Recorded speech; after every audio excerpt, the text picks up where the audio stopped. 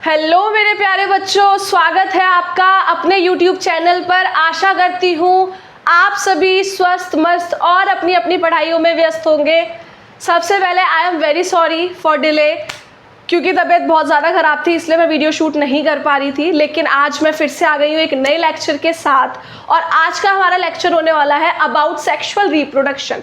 हम लोगों ने अपना असेक्सुअल रिप्रोडक्शन कंप्लीट कर लिया है। अब हम लोगों को आगे बढ़ना है अपने सेक्सुअल रिप्रोडक्शन में। सेक्सुअल रिप्रोडक्शन के बारे में हम लोगों ने पढ़ना है आज, ठीक है। तो आज हम क्या पढ़ने वाले हैं, बेसिकली आज हम बस ये देखेंगे कि सेक्सुअल रिप्रोडक्शन क्या होता है, उसका इंपॉर्टेंस देखने वाले हैं, और sexual reproduction in flowering plant का फ्लावर का स्ट्रक्चर पूरा समझने वाले हैं अच्छे से। क्लियर? तो बिना किसी देरी के अपने वीडियो में चलते हैं फुल एनर्जी के साथ। कोशिश यही रहेगी, हो सकता है मेरे वर्ड्स थोड़े कम क्लियर रहे, लेकिन समझाने में कोई दिक्कत नहीं होने वाली और आपको समझने में कोई प्रॉब्लम नहीं होने वाली। तो बिना किसी देरी के अपनी वीडियो के अंदर चलते हैं। तो आज का लेक्चर, जैसे कि मैंने आपको बता दिया है अबाउट सेक्सुअल रिप्रोडक्शन, और मैं सेक्सुअल रिप्रोडक्शन के बारे में ऑलरेडी लास्ट लेक्चर्स में बता चुकी हूँ। अगर अभी तक आप लोगों ने लास्ट लेक्चर्स नहीं देखे हैं then go and check them out. तो फिर सेक्सुअल रिप्रोडक्शन क्या होता है बेटा, जहाँ पर इन्वॉल्वमेंट होता है दो पेरेंट्स का, है ना। इन्वॉल्वमेंट ऑफ टू पेरेंट्स, मतलब दो पेरेंट्स इन्वॉल्व रहेंगे, दोनों आपस में मैटिंग करेंगे और फॉर्मेशन करेंगे एक सिंगल चाइल्ड का, एक सिंगल ऑफस्प्रिंग का। तो डेफिनेशंस के अकॉर्डिंग पढ़ लेते हैं। It can be defined as the production of a new organism by the combination of genetic information of two individual of different sexes. तो ये इसके अकॉर्डिंग, ये जो लिखा हुआ है इसके अकॉर्डिंग ये बोलना चाह रहा है कि सेक्सुअल रिप्रोडक्शन को ऐसे डिफाइन किया जा सकता है कि जब कोई भी दो ऑर्गेनिज्म जो कि डिफरेंट सेक्सेस के हो, मतलब एक मेल हो और एक फीमेल हो, ना तो दोनों फीमेल होने चाहिए ना ही दोनों मेल होने चाहिए, एक मेल होना चाहिए और दूसरा फीमेल होनी चाहिए। जब डिफरेंट सेक्सेस के दो इंडिविजुअल्स आपस में मिलेंगे तो वो एक इंडिविजुअल का फॉर्मेशन करेंगे। जब उनके जेनेटिक मटेरियल जैसे डीएनए बेटा क्या होगा, जब उनके जेनेटिक मटेरियल आपस में मिलेंगे तो किसका फॉर्मेशन होगा, एक नए जेनेटिक मटेरियल का फॉर्मेशन होगा, और वो जो नया जेनेटिक मटेरियल लेकर आएगा वो एक न्यू ऑफस्प्रिंग होगा। क्लियर बेटा, क्लियर। सपोज मैं आपसे बोलूँ, जब मैंने ये पेन और कैप आपस में मिला, बेटा इनका नहीं हो सकता, मैं सिर्फ एक एग्जांपल दे रही हूँ। जब ये पेन और ये कैप आपस में मिलने के बाद एक नए पेन का फॉर्मेशन हुआ, is known as sexual reproduction. Clear बेटा, क्लियर। आगे चलते हैं इसके इंपॉर्टेंस। बेटा सेक्सुअल रिप्रोडक्शन में ना बहुत ज़्यादा वेरिएशन शो होती हैं, वेरिएशंस देखने के लिए मिलती हैं, और वेरिएशंस देखने के लिए क्यों मिलती है और कैसे मिलती हैं वो मैं आपको बता देती हूँ। जब बेटा कोई भी दो चीज़ें आपस में मिलेंगी, डिफरेंट चीज़ें आपस में मिलेंगी, एक नई चीज़ का फॉर्मेशन होगा, ऑब्वियसली नई चीज़ का फॉर्मेशन होगा। Suppose in case let us take an example कि अगर एक ब्लैक मार्कर है और एक ब्लू मार्कर है, जब ये दोनों आपस में मिलेंगे तो कैसा फॉर्मेशन होने वाला है, आधा ब्लू और आधा ब्लैक, मतलब जो थर्ड चीज़ होगी उसमें दोनों चीज़ों का ही तो होगा। जब आप किसी भी सब्जी में नमक मिर्च डालते हो तो उसमें नमक का भी टेस्ट आता है, मिर्च का भी टेस्ट आता है ना, लेकिन नमक और मिर्च तो अपने आप में एक अलग अलग इंडिविजुअल पर्सनैलिटी है सॉरी। लेकिन जब सब्जी बनकर आती है तो उसमें नमक मिर्च दोनों होते हैं, होता है ना ऐसे ही। तो ऐसे ही यहाँ पर होता है बेटा, जब मदर और फादर दोनों के जेनेटिक मटेरियल मिलेंगे तो दोनों ही अपने आप को शो करेंगे आगे चल के, जिसकी वजह से ना तो बच्चा पूरी तरह मदर की तरह होगा ना ही बच्चा पूरी तरह फादर की तरह होगा। वो क्या शो करने वाला है, वेरिएशन शो करने वाला है। वो थोड़ा डिफरेंट होगा, हटके होगा। क्लियर बेटा, वो थोड़ा सा हटके होने वाला है, तो इसको बोला जाता है वेरिएशन। क्या होता है, sexual reproduction leads variation. Sexual reproduction में वेरिएशन बहुत ज़्यादा देखने के लिए मिलती है, एंड बिकॉज वेरिएशन शोज, जिसकी वजह से क्या होता है बेटा, इवोल्यूशन शो होता है, जिसकी वजह से हम इवोल्यूशन देखने के लिए हमें मिलता है। पहले इंसान ऐसे नहीं दिखते थे, पहले इंसानों के ऊपर पूरा बॉडी हेयर हुआ करता था, कपड़े नहीं पहना करते थे, जंगलों में रहते थे, पेड़ पौधों को खाया करते थे, ऐसे ही तो दिखते थे। आदिवासी, आप लोगों ने कभी भी सुना हो, आदिवासी कभी कपड़े वपड़े क्या, फिर आदिवासी धीरे धीरे उन्होंने नीम उसके केले के पत्तों से कपड़े बनाने स्टार्ट किए, धीरे धीरे एक स्मार्ट मैन बनता गया। आज एक प्रॉपर स्मार्ट मैन है, उसको पता है कि उसको कैसे कपड़े पहनना है, कैसे कैरी करना है कपड़ों को, कैसे उसको बोलना है, क्या किसके सामने कैसा बिहेव करना है। तो बेटा ये वेरिएशंस ही तो है।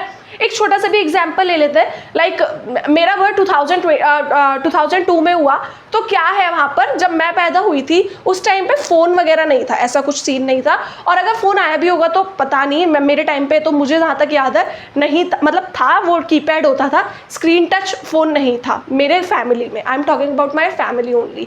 लेकिन जब मेरा छोटा भाई हुआ तो उस टाइम पे फ़ोन आ चुका था, तो वो थोड़ा थोड़ा चलाने लग गया था। लेकिन अब जब मेरे कज़िन्स हो रहे हैं, मेरे कज़िन्स जो है उनको अब भी मतलब लाइक अगर वो 7-8 महीने की भी हुई है ना, तो उसको पता हाँ ये फ़ोन है और इस पर एक वीडियो चलता है जिसको मैं देखती हूँ और मुझे देखकर अच्छा लगता है। अगर वो 2 साल की भी तो वो ईजिली फ़ोन इतनी जल्दी से स्क्रॉल कर लेती है, लेकिन मुझे नहीं पता था। तो बेटा दिस इज़ वेरिएशन, कि पहले जनरेशन को ये चीज़ें नहीं पता थी, लेकिन आज की जनरेशन बहुत अवेयर है इन चीज़ों को लेकर।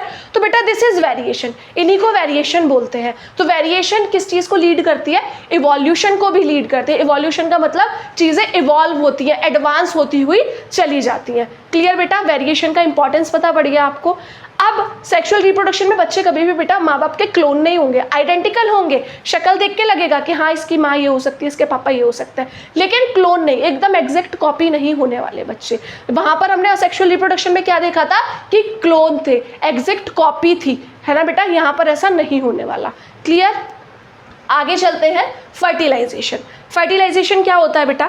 जब मेल गैमेट और फीमेल गैमेट आपस में फ्यूज करते हैं, suppose this is male gamete and this is female, इसको भी मैं मेंशन कर देती हूँ किसी अलग यूनिक मार्कर से, this is male gamete and this is female gamete. इन्होंने आपस में फ्यूज करा और ये जो चीज़ नई चीज़ बनकर आई, इसको क्या बोलते हैं? जायगोट बोलते हैं। क्या बोलते हैं? जायगोट बोलते हैं। बेटा जब भी मेल गैमेट और फीमेल गैमेट आपस में फ्यूज करते हैं तो सबसे पहली जो यूनिट बनती है, सबसे पहला जो सेल बनता है, उसको जायगोट बोला जाता है। क्या बोला जाता है? जायगोट बोला जाता है। क्लियर? क्लियर? यही लिखा हुआ है यहाँ पर, the process in which the male and female gamete fuse together to form a single cell called zygote is called fertilisation. मतलब जब मेल गैमेट और फीमेल गैमेट आपस में फ्यूज करे, फ्यूज का मतलब होता है मिल जाना, आपस में मिल जाना, आपस में उन्होंने फ्यूजन किया तो किस चीज़ का फॉर्मेशन करेंगे? एक सिंगल सेल का फॉर्मेशन करेंगे, और उस सिंगल सेल को क्या बोला जाएगा? जायगोट बोला जाएगा।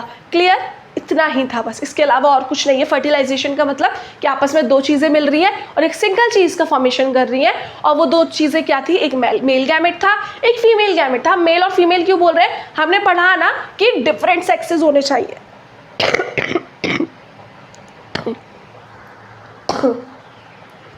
कि डिफरेंट सेक्सेस होने चाहिए, मतलब एक मेल होना चाहिए और एक फीमेल होना चाहिए। तो मेल गैमेट और फीमेल गैमेट जब आपस में फ्यूजन करेंगे तो किसका फॉर्मेशन करने वाले हैं? वो जायगोट का फॉर्मेशन करने वाले हैं। क्लियर बच्चा? क्लियर? चलो आगे चलते हैं। आगे हम लोगों ने पढ़ना है sexual reproduction in flowering plants. Humans के बारे में पढ़ने से पहले हम लोग पढ़ेंगे फ्लावरिंग प्लांट्स के बारे में। और फ्लावरिंग प्लांट्स के बारे में पढ़ाने के लिए और आपकी स्टडी को ईजी करने के लिए मैं आपके लिए एक फ्लावर लेकर आई हूँ। कोई भी ये नहीं बोलेगा मैम फ्लावर तोड़ कर लाई है, ये अपने आप जैसे ही ग्रो हो जाता है, ये अपने आप टूट जाता है। And I was literally waiting for कि भाई जल्दी से जब भी मैं पढ़ाऊँ लेक्चर तो मेरे को एक फ्लावर मिल जाए। And luckily you guys are very lucky. Class 12th का जब लेक्चर हुआ था उस टाइम पे ये फ्लावर नहीं था, लेकिन क्लास 10th के लेक्चर में है। You guys are very lucky. अगर आप चाहो तो अपने 12th क्लास वाले बच्चों को बता सकते हो कि अगर आपको एक्सपेरिमेंट के साथ पूरा अच्छे से देख कर पढ़ना है तो आप जाओ क्लास 10th का फ्लावरिंग प्लांट वाला लेक्चर देख कर आओ। तो एक एक करके सारे ऑर्गन्स के बारे में अच्छे से पढ़ेंगे। क्लियर? और आपको अच्छे से समझ में भी आएगा इसकी हेल्प से। स्टार्ट करते हैं। ये मेरा डायग्राम है जो मैंने बनाया है, ये मेरा फ्लावर है जो मैं लेकर आई हूँ। And these are the parts, जो भी उसके पार्ट्स हैं, अलग अलग पार्ट्स के बारे में हम लोग पढ़ेंगे। भूल जाओ इन सबको, हम लोग यहाँ से शुरू करेंगे, इससे स्टार्ट करेंगे। Hopefully it is clear. मैं एक बार चेकआउट कर लेती हूँ कैमरे में। या इट्स क्लियर? क्लियर दिखेगा? बिल्कुल क्लियर दिखेगा। अगर मैं इसको ऐसे करूँगी और भी क्लियर दिखेगा। यस। तो चलिए बच्चों स्टार्ट करते हैं। सो दिस कलरफुल पार्ट, बेटा ये जो कलरफुल सुंदर सुंदर से पार्ट है, इसको हम लोग क्या बोलते हैं? पेटल्स। क्या बोलते हैं? पेटल्स। देख लीजिए ये पूरा कलरफुल ऑरेंज है, ये ऑरेंज, ये कलरफुल पार्ट जो होता है इसको क्या बोला जाता है? पेटल्स बोला जाता है। इसको क्या बोला जाता है? पेटल्स बोला जाता है। ओके, अब इसको भूल जाओ। अब आ जाओ नीचे। ये green green leafy like structure है, this leafy like structure, this one. Clear है आप लोगों को? इसको बोला जाता है बेटा सेपल। क्या बोला जाता है? सेपल।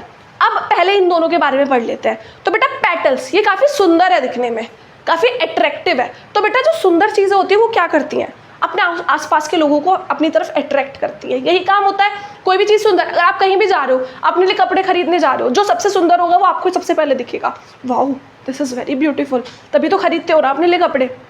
तो यहाँ भी ऐसा ही है, इसका काम यही है, ये इंसेक्ट्स को अपनी तरफ अट्रैक्ट करता है कि आओ मेरे पास, क्योंकि इंसेक्ट इसके पास आएंगे तो इसका गैमेट लेकर दूसरे फ्लावर के पास जाएंगे और क्या कराएंगे, इनका आपस में फ्यूजन कराएंगे, फर्टिलाइजेशन कराएंगे, नए फ्रूट का फॉर्मेशन कराएंगे या फिर नए फ्लावर का फॉर्मेशन कराएंगे। तो इनका काम होता है इंसेक्ट को अट्रैक्ट करने का। These are petals. सेपल्स का काम कुछ नहीं होता, जब ये फ्लावर छोटा होता है ना, जब ये बड फॉर्म में होता है, छोटा सा होता है, जब पैदा नहीं हुआ होता, खिला नहीं होता, बड फॉर्म में होता है, तो इसके ऊपर कवरिंग देते हैं। इनका काम क्या होता है बेटा सेपल्स का, इसको कवर करते हैं, फ्लावर को, इन पेटल्स को कवर करते हैं, प्रोटेक्ट करते हैं बाहर के सराउंडिंग से कि कोई इन्हें खराब ना कर दे, तो कवरिंग का काम होता है। इसीलिए जब ये सेपल क्या होता है, पेटल तो ग्रो करके बड़ी हो जाती है और सेपल इसके नीचे चला जाता है। क्लियर, तो यही है। उसके बाद ये पूरा बेसल जो स्ट्रक्चर है, ये बहुत थिक है बेटा, दिस इज़ वेरी थिक। ये जो पूरा बेसल स्ट्रक्चर है इसको हम लोग बोलते हैं रिसेप्टिकल, या तो रिसेप्टिकल बोलते हैं या फिर थैलेमस बोलते हैं। दिस स्ट्रक्चर, दिस इज रिसेप्टिकल बेटा, दिस इज रिसेप्टिकल या फिर थैलेमस, ओके।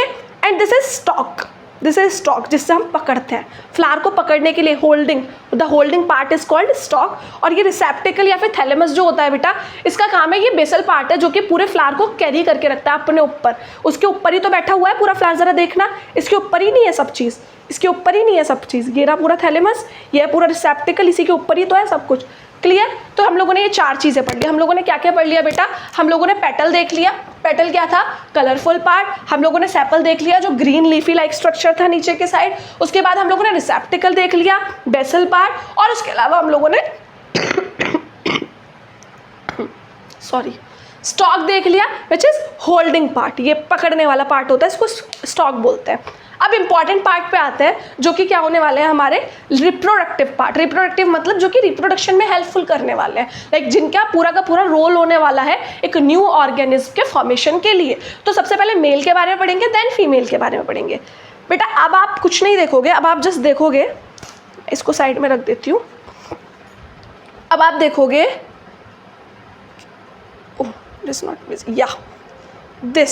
ये छोटे छोटे वाले, ये छोटे छोटे साइड वाले जो पार्ट्स हैं, oh no it is not visible,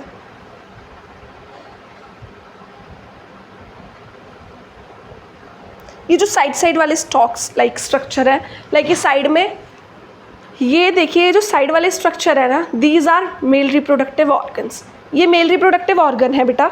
और इसमें ये जो येलो जो दाना है ना, अरे यार ये तो विजिबल ही नहीं हो रहा है, it is not visible,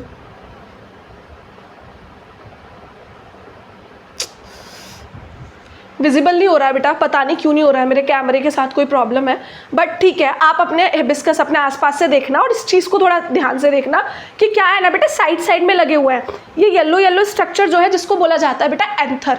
anther क्या होता है, यहाँ पर पॉलन ग्रेन प्रोड्यूस होने वाले हैं, यहाँ पर पॉलन ग्रेन का फॉर्मेशन होगा। उसके अलावा इसके पीछे एक स्टॉक है पिंक कलर का जो कि कनेक्टेड है, पूरा कनेक्टेड है, उसको बोलते हैं फिलामेंट। क्या बोलते हैं, फिलामेंट। तो यही है स्टैमिन। स्टैमिन क्या है, पूरा मेल रिप्रोडक्टिव पार्ट, पूरा मेल रिप्रोडक्टिव पार्ट जिसमें क्या क्या है, एंथर है और फिलामेंट है। एंथर क्या है, हेड पार्ट है जो कि पॉलन ग्रेन का फॉर्मेशन करेगा। फिलामेंट क्या है, एक स्टॉक है जो कि एंथर को हमारे फ्लावर से कनेक्ट करके रखता है। ठीक है, जैसे ये रहा, देखिए एंथर जो कि हमारा जहाँ पर पॉलन ग्रेन का फॉर्मेशन होने वाला है, this stock like structure is filament, जो कि क्या करेगा, हमारे एंथर को हमारे फ्लावर से कनेक्ट करने का काम कर रहा है, और दोनों को मिलाकर हम लोग क्या बोल देते हैं, स्टैमिन बोल देते हैं। क्लियर।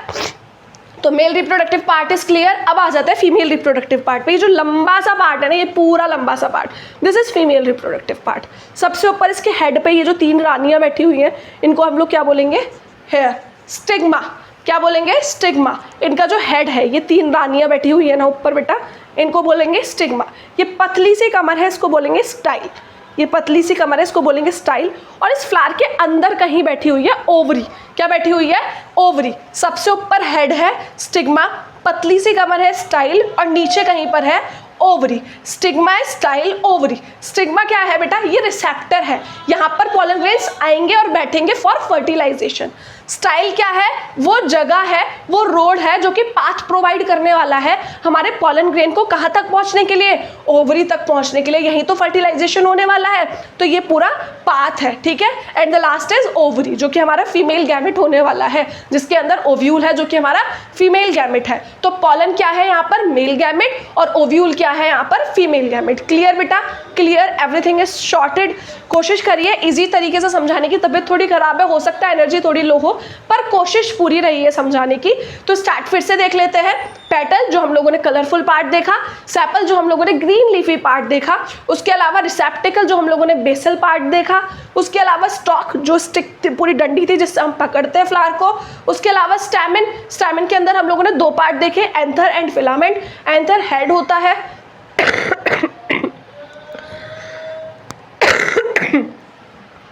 एंथर हेड होता है जहां पर पॉलन ग्रेन का फॉर्मेशन होने वाला है। फिलामेंट वो पार्ट है जो कि फ्लावर से हमारे एंथर को कनेक्ट करके रखता है। उसके बाद फीमेल पर आ जाओ। Stamen, style and ovary. Stamen क्या है? Stigma, style and ovary. Stigma क्या है बेटा? जो कि हेड पार्ट है फ्लावर का, जहां पर पॉलन ग्रेन आकर बैठने वाले हैं। स्टाइल क्या है? उसकी पतली सी कमर लहराती हुई। और ओवरी क्या है? उसका रिप्रोडक्टिव ऑर्गन। ओवरी है उसका रिप्रोडक्टिव ऑर्गन। क्लियर बेटा? क्लियर? अब पूरा का पूरा मेल ऑर्गन को, जहां पर एंथर और फिलामेंट है, उसको मिलाकर हम स्टैमेन बोल देते हैं, और पूरा फीमेल रिप्रोडक्टिव ऑर्गन को हम लोग कार्पेल बोल देते हैं। क्या बोल देते हैं? कार्पेल बोल देते हैं। तो that is it all about flower, and that is it all about this video. Hopefully everything is clear to you all. मैंने बहुत कोशिश करी है, बहुत एफर्ट्स मारे हैं इस वीडियो के लिए, तो आशा करती हूँ आपको सब कुछ अच्छे से समझ में आया होगा। If you guys like the video, do like, share and subscribe the channel. Thank you so much for watching.